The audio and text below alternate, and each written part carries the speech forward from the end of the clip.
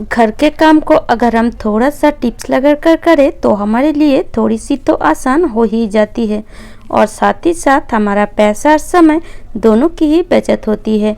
तो hello friends, चलिए आज मैं आपके लिए कुछ ऐसा ही टिप्स लाई हूँ।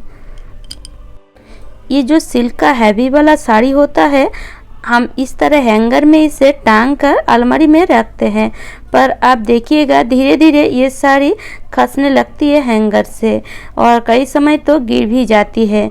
तो इस तरीके से साड़ी को आप हैंगर में ना रख कर अगर मेरे टिप्स के थ्रू हैंगर में रखेंगे तो आप जैसे ये साड़ी को रखेंगे बिल्कुल वैसे ही रहेगा। तो इसके लिए आप क्या कीजिए, 2 क्लिप ले लीजिए। जो क्लिप से हम कपड़े को सुखाते हैं वही क्लिप ले लीजिए और इस तरीके से हैंगर के दोनों साइड इस तरीके से साड़ी में लगाकर हैंगर में भी लगा दीजिए। आप चाहें तो बीच में भी एक लगा सकते हैं और इस तरीके से अगर आप साड़ी को अलमारी में रखेंगे तो जैसे आप साड़ी रखेंगे बिल्कुल वैसे ही रहेगा, गिरेगा भी नहीं और इधर उधर भी साड़ी नहीं होगा।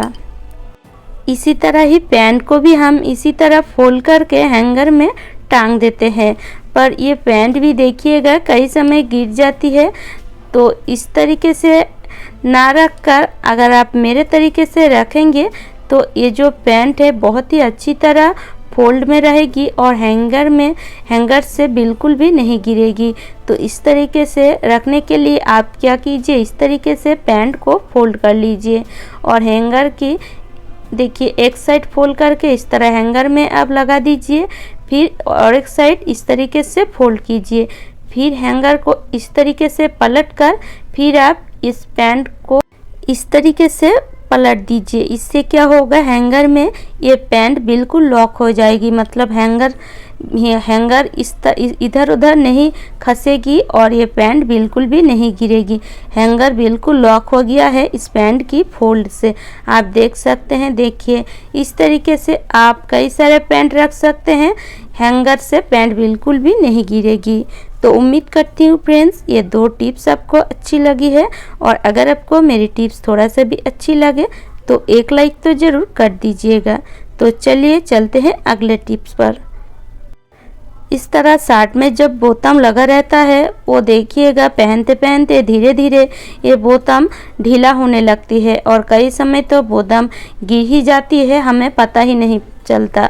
तो आप क्या कीजिएगा, जब भी बाजार से नए शर्ट लाए ये काम अगर आप एक बार कर लेंगे तो बोताम आपका ढीला भी नहीं पड़ेगा और बोताम खुलने की कोई भी चांस नहीं होगा। तो इसके लिए आप नेल पॉलिश ले लीजिए और नेल पॉलिश को लेकर इस तरह जिस जगह सिलाई है बोताम का उसी धागे के ऊपर थोड़ा थोड़ा नेल पॉलिश लगा दीजिए। अगर ट्रांसपेरेंट नेल पॉलिश हो तो आप लगाइए या इसी कलर का नेल पॉलिश ले लीजिए।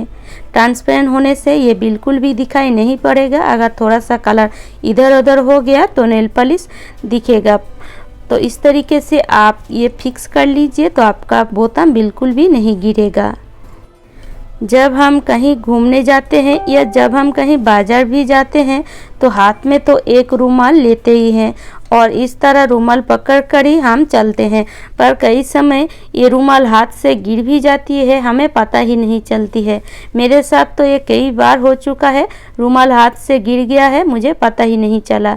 तो मैं क्या करती हूँ, इस तरह एक सेफ्टी पिन ले लेती हूँ और सेफ्टी पिन को इस तरह हम जो चूड़ी पहन कर रहते हैं उसी चूड़ी में इस तरीके से लगा देती हूँ और ये रुमाल को इस चूड़ी के साथ सेफ्टी पिन की मदद से लगा देती हूँ। इससे ये रुमाल बिल्कुल भी गिरने का कोई चांस नहीं होता। हाथ में रुमाल भी हम पकड़े रहेंगे और रुमाल हमारा अगर हाथ खुल जाए तो भी नहीं गिरेगा, देख सकते हैं। देखिए, और इस तरीके से आप कहीं भी चला जाए आपका रुमाल आपके पास ही रहेगा। तो उम्मीद करती हूँ फ्रेंड्स ये टिप्स भी आपको अच्छी लगी है।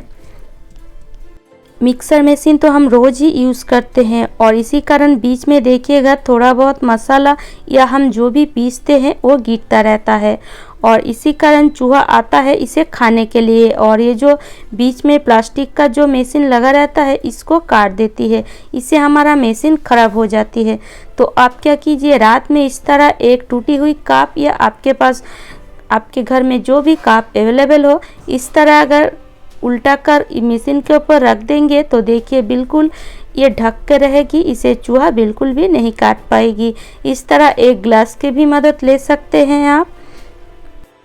तो ये काम अगर आप रात में करेंगे तो आपका मशीन कभी भी ख़राब नहीं होगी। और ये जो मशीन की तार होती है मिक्सर मशीन की, इस तार में एक क्लिप इस तरह लगा कर रखेंगे तो आपका जो तार है वो भी सेफ रहेगा।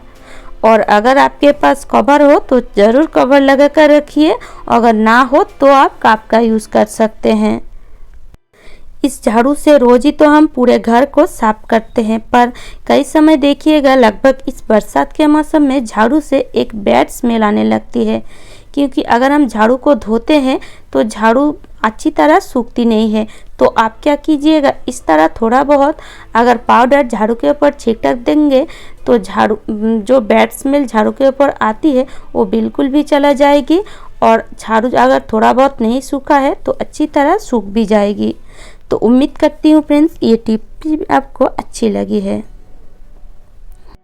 अगले टिप्स के लिए हम लेंगे एक छोटा सा कटोरी और उसमें हम डालेंगे एक फिनाइल की गोली या नेपथोलिन, और इस तरह फिनाइल की गोली को अच्छी तरीके से कूट लेंगे, बिल्कुल महीन करके कूट लीजिएगा। और अब हम लेंगे डेटॉल, थोड़ा बहुत ही लीजिएगा, बहुत ज़्यादा नहीं, बस थोड़ा सा, लगभग 1 से 2 बूंद डेटॉल हम इसमें डाल देंगे। और डालेंगे थोड़ा सा टूथपेस्ट, जो भी टूथपेस्ट आपके पास अवेलेबल है उसी टूथपेस्ट को ही लेंगे और अच्छी तरह से ये तीनों चीज़ों को एक साथ मिला देंगे। तो इस तरह एक चम्मच या उंगली की मदद से ही मिला दीजिएगा। अब हम लेंगे एक प्याज को इस तरह बीच में काटेंगे और फिर से एक प्याज की जो एक साइड है उसको फिर से बीच में काटेंगे और इस तरह हम प्याज की एक भाग ही लेंगे। तो ये भाग को हम इस तरीके से अलग कर लेंगे। देखिए बिल्कुल एक एक प्याज की जो जो पापड़ी होती है प्याज की, उसको आपको एक एक करके अलग कर लेना है। और ये जो हम सॉल्यूशन बनाए फ्रेंड्स बहुत ही काम का है। इसे अगर आप यूज़ करेंगे तो आपके घर में कीड़े मकोड़े चूहे कहीं भी नज़र नहीं आएंगे। तो फिर हम क्या करेंगे, ये जो प्याज की पापड़ी है इसमें इस तरह ये सॉल्यूशन को थोड़ा थोड़ा करके डाल देंगे।